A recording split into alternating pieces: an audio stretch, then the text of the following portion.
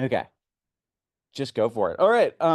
Hey y'all, I'm very excited for one of my favorite parts of the Global Game Jam here at UC Davis. Since the pandemic, actually, we started inviting back alumni to come visit and share some of their expertise or some small tips and tricks with us at the start of the jam to maybe give us some inspiration or some tips from their experience, either making games or small projects.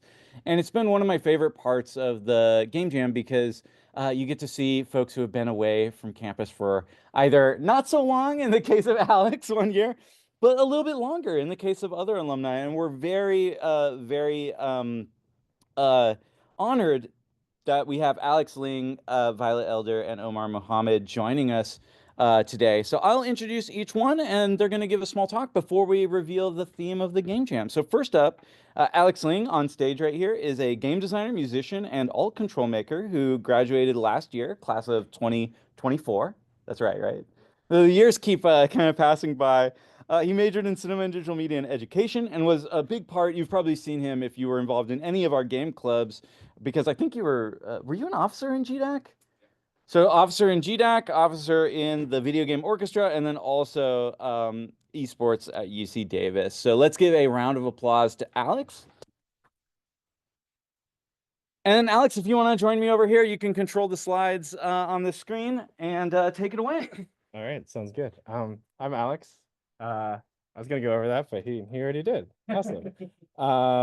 So yeah, I was an officer here last year. I was the site organizer for Global Game Jam here last year, and now I'm still in the area. I work on campus at the Mondavi Center at the Performing Arts Center, towards the south edge of campus, and then I've also been doing some other work. Up in the top left is a game that I'm working on right now with Arthur. It's an alt control game. It's you're using a sword like as an input device, so it's like a martial arts sword of like made with real metal, and you like tilting and aiming the sword around and opening and closing the sword are sort of the inputs for the game. So we've been having a good time with that. I think we might have it playable for you tomorrow. And not that it's not playable. I mean, it's not like it's not playable. It is playable. We might be play testing it further tomorrow. And we submitted that to All Control GDC as well and got accepted. So we will be having that on the, yeah. And then there's some other work I've been doing as a theater technician and electrician at the Mondavi Center and at some other venues doing lots of hardware, LED tape, random stuff. And I'm going to try to encourage you to make something. First of all, it might seem obvious, but I feel like I personally went to a lot of game jams where I was like, I don't know, like I don't know if I'm gonna have time to make something. I don't know if I like the theme. I don't know who I'm gonna be working with. Um, but yeah, just make something. Doesn't even have to be a digital game. You can make an analog game. You can make a piece of interactive media.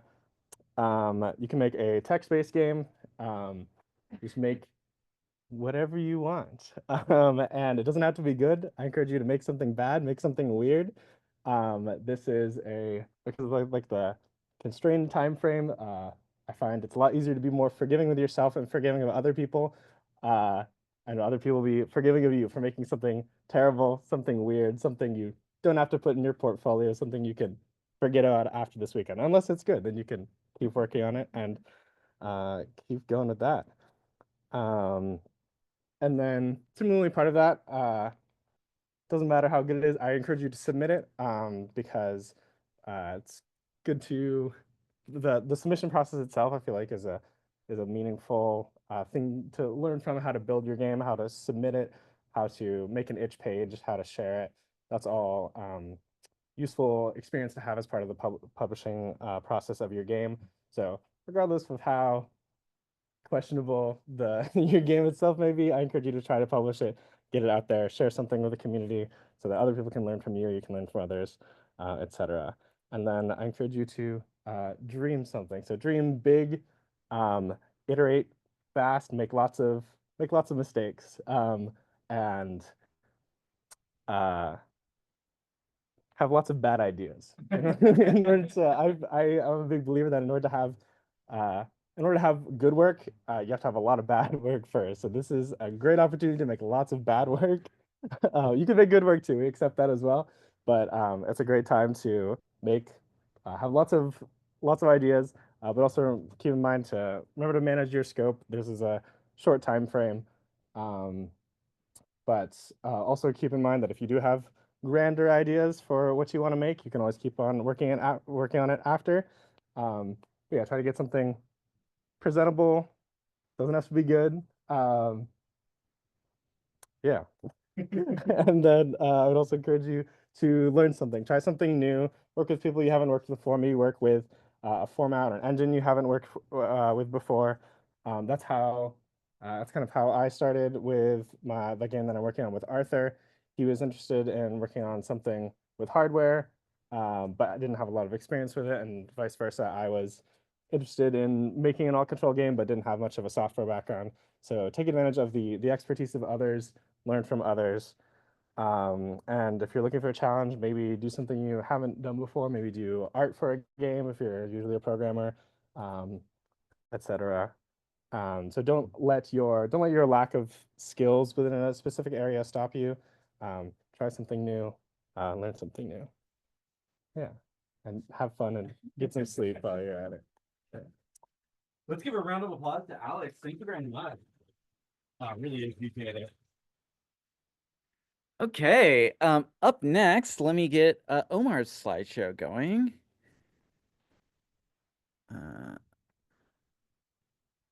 Yes.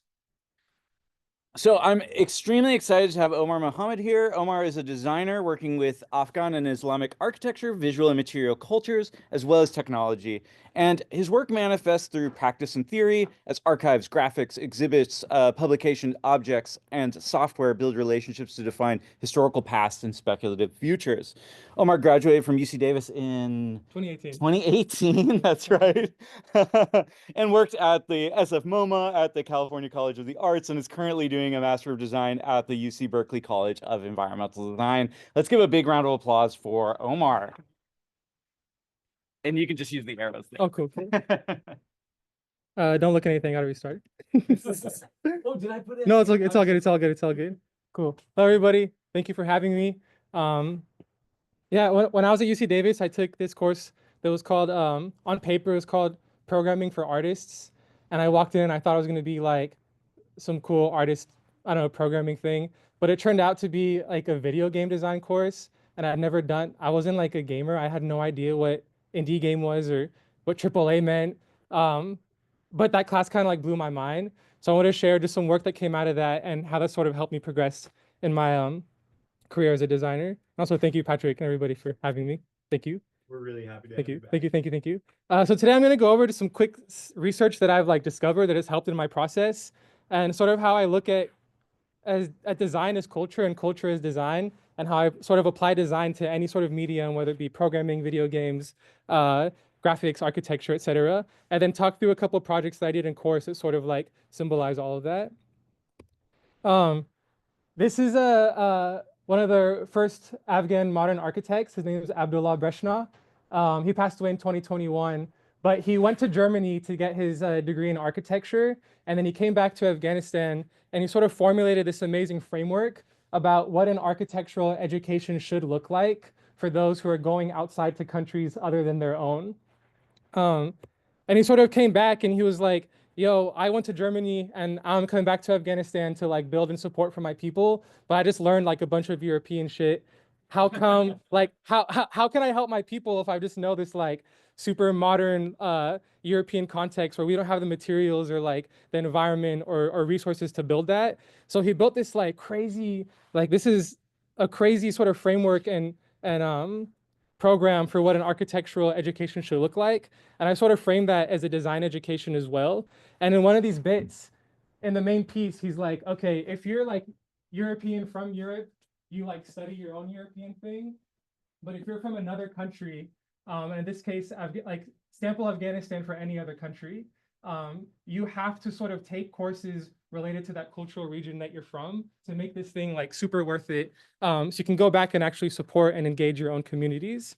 And so in my own practice, I'm like, okay, how can I sort of merge culture and design as culture, and in my own way, sort of bring in who I am, what I know, and apply that in these contexts where it's like sort of hard to introduce Afghan or Islamic design culture, which doesn't exist like to an extent like we have in books and history and theory and other spaces.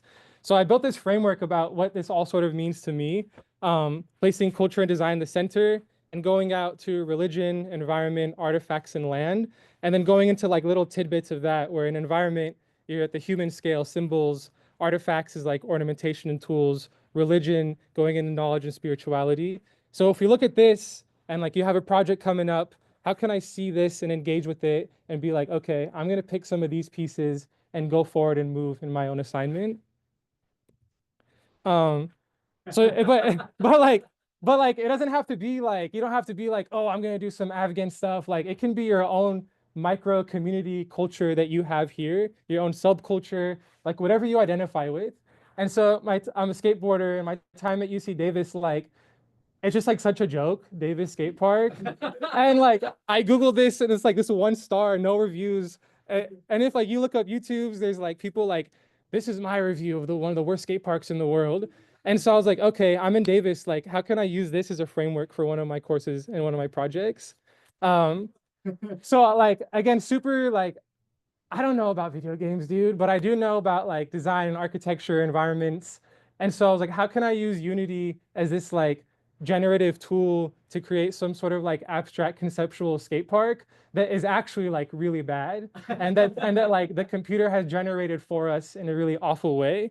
So this is like a screenshot of Unity like in progress, but then how can I like export that and then translate from Unity video game into like an architectural drawing where like you throw this in front of some architects and they're like, oh wow, like line drawings, incredible. But it's like, nah, dude, this is just a video game. And then again, like then going backwards and then exporting it to like a STL file to 3D print, et cetera, et cetera. And like looking back on this project, I was like, ooh, this is pretty good. Maybe I should like revisit it and like work on something else. So at the micro, like your own community, where you are, where you live, where you're engaged with, like pick apart what's there, what you don't like, and how can we sort of like interrogate that in the design process. And another one, like being Muslim and just trying to like involve Islamic aesthetics and art and this like beautiful sort of tradition we had and bring that into this like modern era with video games, graphics, and the tools we have. We have the Hajj, which is one of the 5 pillars of Islam, going to Mecca and performing the pilgrimage. I wanted to sort of incorporate that in a video game and in an abstract way, while also like learning about it in the process as well. I think like if you ask me now, shameful, like I don't know exactly all the rights, but when I was making this video game and doing the research, it helped me not only like learn and grow about this like thing that I'm interested in, but also develop this like visual rhetoric that's sort of explaining it all. And so this is like an old image, I think from like 1950s Mecca, extremely beautiful. How could I like portray this in an abstract way and show all the traditions that are happening through a video game design process? And in this assignment, I think it was like 2-dimensional or Yeah, it's like the oh, cool. I hope they find it. yeah, this is like the it's kind of based on something a lot of you in the room know, like Rod Humble's The Marriage. How can you use like really simple shapes to tell something poetic about your own life or your own experience? And yeah, I mean, you took it and ran with it. Yeah. So it was like, okay, and some of these frames, like this one right here, it's about like you as a person and purifying yourself and donning yourself in like the pure white clothes. And this one, climbing the top of the Mount Arafat, which is one of the mountains that Prophet Muhammad climbed to. This one, like you're like stoning the devil, and so like I had to look up like shooting algorithms to be able to like shoot these pebbles at this space. Right here, like making the circulation around the Kaaba, and right here, like a simple prayer rug praying. And so in the game, you sort of interacted and moved around as if you're in that participating. But I think it's interesting, like showing this to like an uncle at the mosque. He's just like, what is that? Oh my God. But I think like it tells a whole different story of how we can think conceptually and abstract with these like beautiful religious traditions we still have as well. So yeah, just some things to think about. Like if you get stuck, just like, who am I? Where am I? What am I interested in? What can I interrogate? What can I sort of like flesh out in different ways? And this course with Patrick was honestly like one of the most formative courses in my practice, where it was like, okay, I can program and bring this like technical world and combine it with very like artistic renditions and output. And that's just projected me in all the work that I do. So shout out Patrick and Stephanie as well for a lot that they taught. So yeah, I hope you guys are stoked. I don't know if you guys know the theme, but I've been trying really hard to not say it. So good luck. If you need anything, just hit me up. Love to meet people, but so yeah, thank you. Appreciate it. All right. Amazing presentation so far. Last but not least, I will stop my share. And Violet, you can begin yours and actually join us back on video. Let me do a quick intro. So I'm very excited to have Violet Elder here remotely. Pronouns he, she, they. Graduated from Davis in 2018, same year as Omar, and also both. Yes. See. Also, were you double major in design, CDM, or just design? Both of you. Maybe both of you just design. Yeah, with a BA in design. He currently works as a peer mentor health counselor. Outside of work, she makes small personal games, game poems, and short fiction games under the handle Big Nasty Truck, which some of you know. You've probably actually played some of their amazing Bitsy games in CDM 175, Small Game Studio, and CDM 170, Narrative Game Design. Please put your hands together for Violet Elder. All right, Violet, take it away. Wait, I want to point you out there so you can see kind of what you're dealing with. There you go. Hi. Okay, let me get it to share my screen again. Okay, cool. So I'm Violet, very happy to be here and excited to hear about what everybody makes. I've published about 34 games over the last like 7 or 8 years, and I've been making games on and off in some capacity since about 2015. And at this point, I'd say most of my games were made with Bitsy, and a good chunk of them were made for Bitsy jams. And a lot of those jam games ended up being like my favorites that I've made. I think in part because the limits of the software and the time constraints forced me to like get creative and also very much decrease the scope of what I was trying to make, which honestly took some pressure off and helped me kind of get out of my own way a little bit. So I'm going to talk a little bit about some tiny game making tools and some kind of guiding reassurances or tenets for me when I'm making games. And this will also be a little bit of like a love letter to bad games and games that aren't gamey enough, and to the idea of having like a hyper niche target audience. So I'll start by talking a little bit about Bitsy and similar tiny tools. Bitsy, if you're not familiar, is a little free browser-based game engine. The official description is that it's designed to like help people make little worlds. And while there's a really cool hacking community around Bitsy, the base tools are purposefully limited. And within the sort of built-in constraints of Bitsy, there's so much creativity and people have made so many incredible and wonderful little games. I think while I remember the games community at Davis being wonderfully inclusive and broad in its definition of what a game is, there are some spaces with more limited definitions, and the ubiquity of AAA games industry and capital G gamers can kind of add, I think, a certain amount of pressure that can make it scary to make a small game sometimes or to use limited tools. And can make game making feel more inaccessible, like there's a pressure for huge scope and lots of polish and no shortcuts, and only the most professional software will do. So I very well, I'm probably preaching to the choir when I say this, but that sucks. A game is no less a game because it was made with some other software, or because it has limited interaction options, or because it's a messy DIY project. It may be a different kind of game with a different audience, but it's still a game, and it's still maybe somebody's favorite game. I love tiny tools. I love imperfect, messy little games. And I've made most of my games on a laptop that's still running Windows 7 and won't open Unity anymore without crashing, won't open any Adobe software, half the time can't even run Discord. And there was a while where to make like GIFs that I used in games or on my itch pages, I relied entirely on the website EasyGIF. I'd use Microsoft Paint. I'd lean into the aesthetic implications of having limited software access. It forced me to get more creative with what I did and what tools I used.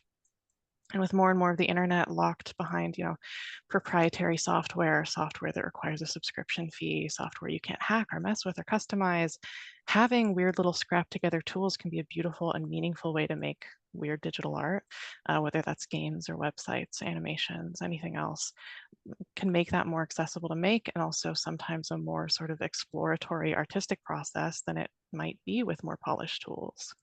One resource I love is Everest Pipkin's Tiny Tools Directory, which is a list of open source experimental tiny little tools, a lot of which are free and browser based. From the website, the goal of the list is to enable making entirely outside of closed production ecosystems and walled software gardens.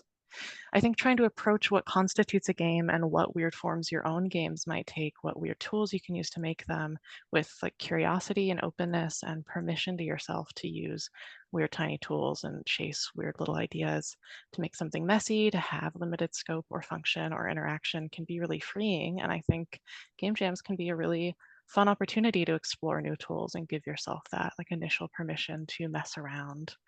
And I also think for me, an important part of that, like letting go of pressure and expectation, so I can just sort of mess around, is also thinking about like audience. And there's something that a design professor at Davis, I don't remember which one, said that really stuck with me on the topic, where they said that basically, as valuable as critique can be, sometimes you're going to get critique where, based on what the person says, it becomes clear that they're just maybe not your target audience. Like maybe they're just not going to get what you're trying to do. And that's fine. Like not everything we do has to be for everybody. And in those situations, you really don't have to place value on that critique. You can decide, okay, this actually isn't relevant to what I'm doing, to the work I make, to my values, which I know is easier said than done sometimes, but it can be, I think, a freeing thing to practice and work at, like letting go of irrelevant critique. I've been told a number of times at this point that my games aren't gamey enough, or that they have less value by nature of being personal and autobiographical. And while that's been at points annoying or even hurtful to hear, it's also at times a reminder that, like, okay, well, I don't think someone who says or thinks things like that is really in my target audience anyway, in large part because my target audience is kind of me, and I wouldn't say or think those things, and they don't align with like my belief systems around making art. And on that note, I'll say like my belief system around art, including games, is certainly influenced by my being disabled and queer and trans. This sort of feeling that people are going to misunderstand or pass judgment on anything I do anyway. So if I'm already going to be seen as strange or flawed or generally unacceptable, according to ableist, ciscentric, and heteronormative standards, then why limit myself further? If something's fun or meaningful or funny to me that doesn't cause harm, why not dive into it and try to find joy in a creative process that is messy and not commercially viable? So to close out, I'll share a couple of quotes that I find really meaningful on some of these topics. In Cecile Richards' The Evil Era Manifesto, they talk about making art that is so hyper-specific that no one would get it except you, your friends, and your ungovernable peers across the world. Strangers united in strangeness, fuck the rest. On a similar note, there's a Tumblr post that goes around sometimes that talks about the advice of drawing for yourself and like 3 to 5 other perverts, where they wrote, some people are going to be turned away by it, but you cannot please everybody, and it's more emotionally fulfilling to make art you have more fun making, even if it's niche or broadly unappealing to most. Another quote from the Evil Era is, "Some will hate this, and that's okay. It was never meant for them anyway. This is for you. Don't exhaust yourself trying to prove your worth to people who don't give a shit, and find comfort in fellow sickos." That's my little spiel. I hope you all have so much fun making games this weekend. I would love to see and play anything you all make. I am Big Nasty Truck at most places. And yeah, it's a pleasure to get to be here and talk to you all. Amazing. Thank you. Incredible. That is such a pleasure. I'm actually like in awe of all 3 presentations, and it's not often you find yourself like just as a professor, like sitting in the audience and being like, oh yeah, that's right. Like it's a total like I'm becoming the student moment, and I'm such a big fan of all 3 of y'all's work. I follow it closely, even if silently from a distance, and I'm so excited to see what the three of you make as you go forward, and also what everybody makes here at the Global Game Jam. So can we have one final round of applause for our three speakers? Truly, that was absolutely awesome. And now it's time to figure out the secret theme of what we're making. So I'm going to share my desktop again. Let me see if I'm going to put a YouTube video on for y'all, and sit back and relax, and let's see what we're going to be making this weekend.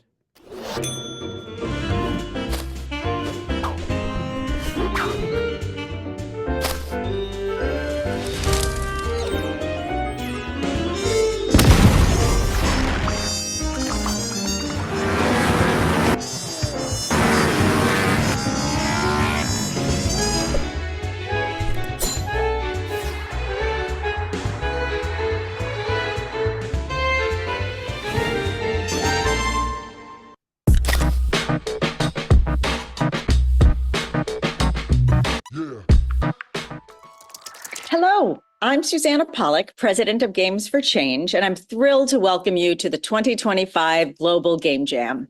Whether this is your first jam or your 10th, you are now part of a worldwide community of creators using games to spark innovation and change.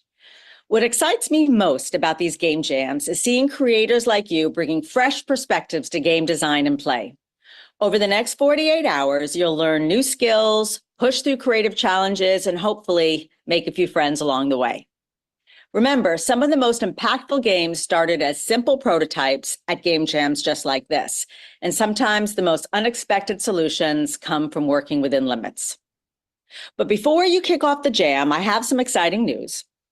University-age students can now submit their work to the annual Games for Change Student Challenge for the first time in its 10-year history.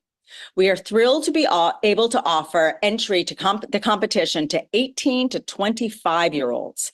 This expansion allows even more young people to get involved in our community and to creatively address real-world issues through game design. You'll learn all about the Student Challenge themes, how to submit your games and awards and prizes during this jam. We can't wait to see what you create. Good luck, have fun, and happy jamming.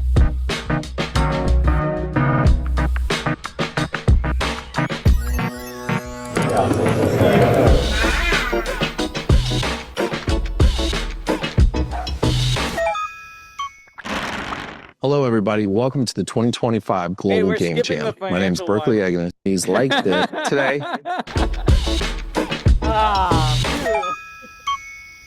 Welcome to the 2025 Global Game Jam. I'm Maria Burns-Ortiz, Executive Director of Global Game Jam, the world's largest game jam, where we bring together jammers from all levels and all around the world to not only build games, but build community. GGJ is more than just the 48-hour whirlwind of the next few days. It's where people create their first games and make connections that lead to jobs or publishing deals. It's where they learn new skills and make lifelong friends, building out local game industries and ecosystems and connecting all of us from across the globe through the universal language of games. I want to thank everyone who makes GGJ possible, our amazing staff, sponsors, board, executive committee, the volunteer regional organizers and site organizers for their tireless efforts in coordinating the sites you're all jamming from today, and you, the jammers, without whom this event would not exist. We can't wait to see the games you create.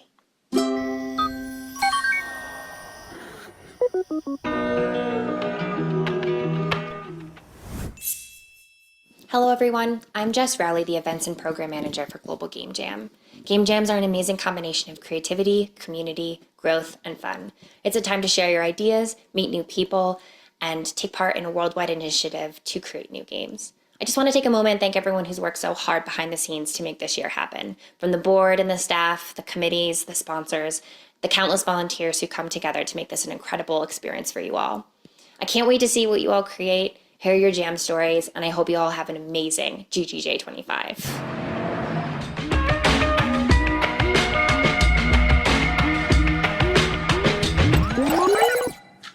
Hi, my name is Hugo Obi. I'm the founder of Malio Games, a mobile games development studio based in Lagos, Nigeria. It is an honor for me to present the keynote address for the 2025 Global Game Jam. Every year, creators from around the world get together to create amazing games during this time-boxed event. It's always an incredible experience to bring new ideas to life, especially one that is interactive, giving users control of the outcomes. The Global Game Jam is an excellent way to kickstart a new year. Whether you're a seasoned jammer or this is your first time participating in an event like this, connecting with a community of like-minded individuals, exploring new concepts, and implementing creative solutions is truly satisfying. This is what I love most about the games industry. A truly global platform where creators like us can apply ourselves to create amazing experiences for users around the world. As you start to think through your ideas, I want you to consider a couple of things. Be open-minded. Leverage this opportunity to learn something new.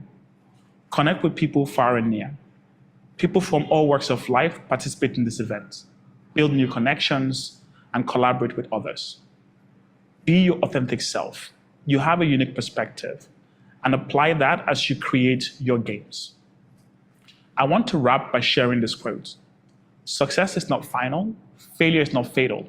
It's the willingness to continue that counts. This is a mantra that I subscribe to, and I want you to consider it as you continue your journey of making games. Don't be defined by the successes or failures you encounter along the way, but rather by the determination and willingness to continue creating amazing experiences. I wish you the best in this year's event, and I hope that you discover new ways to continue to bring amazing games for the enjoyment of people around the world. Oh, and don't forget to have fun. Thank you very much.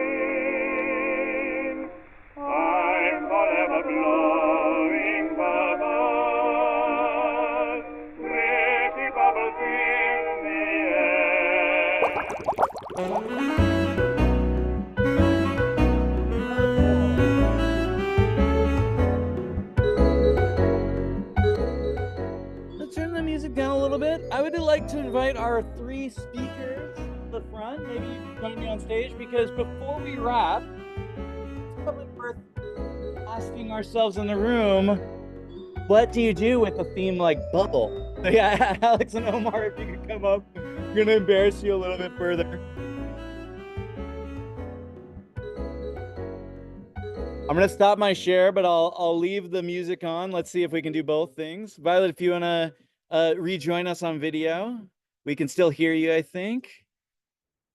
Yeah, so when you I mean, I'm just gonna put it to the three of you. Like, when you encounter a theme like this, what are some of your techniques for starting to brainstorm? Maybe Alex, do you want to start? What do you do if you encounter Bubble? Yeah.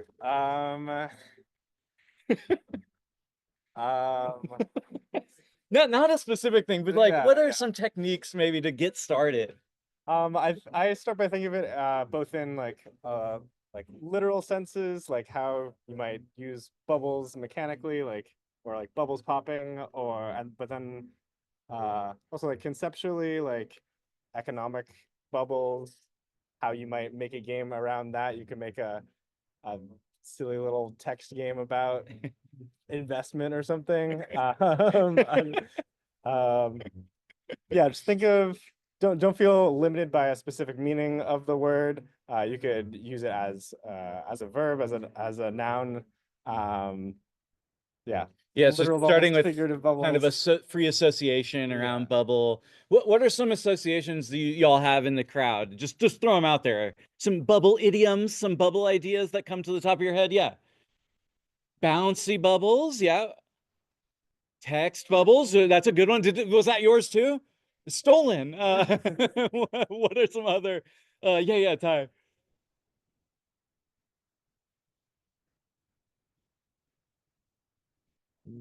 Yes. Maybe bubbles as a kind of mechanic. Yeah, Ty, were you gonna? What was your idea? The social bubble, yeah. Living in a bubble. Yeah, I like it. So idioms are these kind of figures of speech where that word pops up, but it often is used in a poetic context, a filter bubble, a political bubble, somebody popped my bubble, etc. Yeah, were there more ideas from the crowd? Yeah. Omar, what do you do if you're doing like a sprint, right? And you've got to come up with something quick. Are there techniques you use to help you get started when it's a blank page moment?